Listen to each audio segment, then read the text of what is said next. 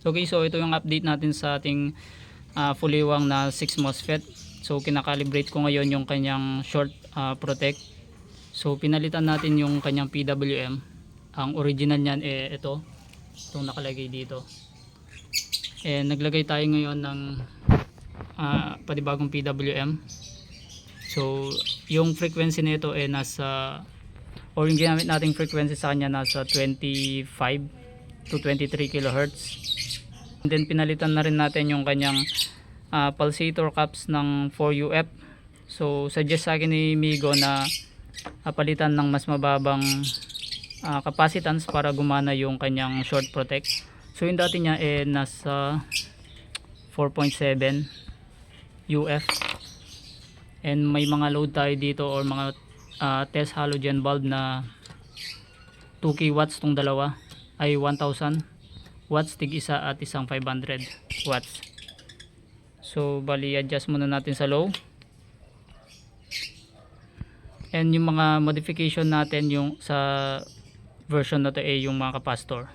So in-upgrade na rin natin dito. Ayan na, mas malaki na siya. So subukan natin. Sa low muna tayo. Ang problema lang pala dito guys, itong PWM wala siyang fan delay. So kaya mag-i-install na lang tayo niyan ng external na fan delay.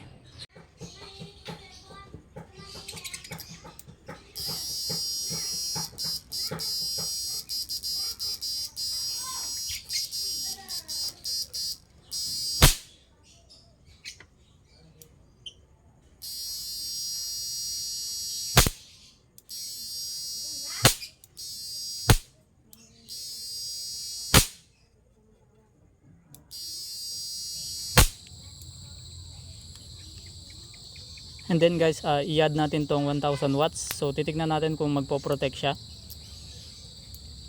So ayan, kung mapapansin nyo, hindi siya umandar. So gumana yung kanyang short protect.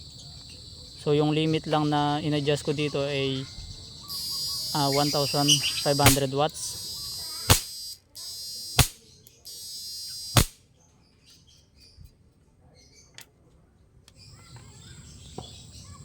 So may konting init dito sa mga MOSFET. So sana natin yan dahil wala pa naman tayong nilagay na fan.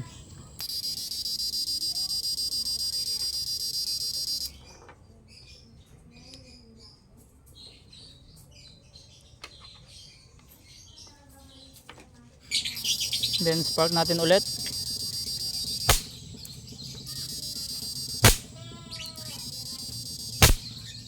So ayan, working na guys yung ating linagay na short circuit protection or yung pag-calibrate natin ng short circuit protection sa ating fuliwang na 6 MOSFET.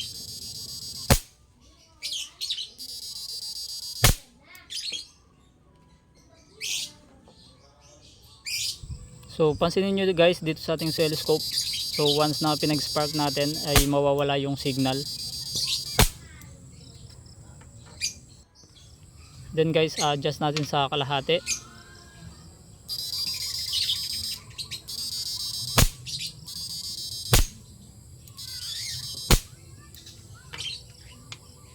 So isagad na natin siya, full volume na natin. So makikita natin dito guys na hindi siya andar. So dahil nakaset pa tayo ng protection sa kanya. So pwede naman natin siyang i-adjust. And balik natin dun sa kalahati. So yan, iilaw ulit and spark ulit natin.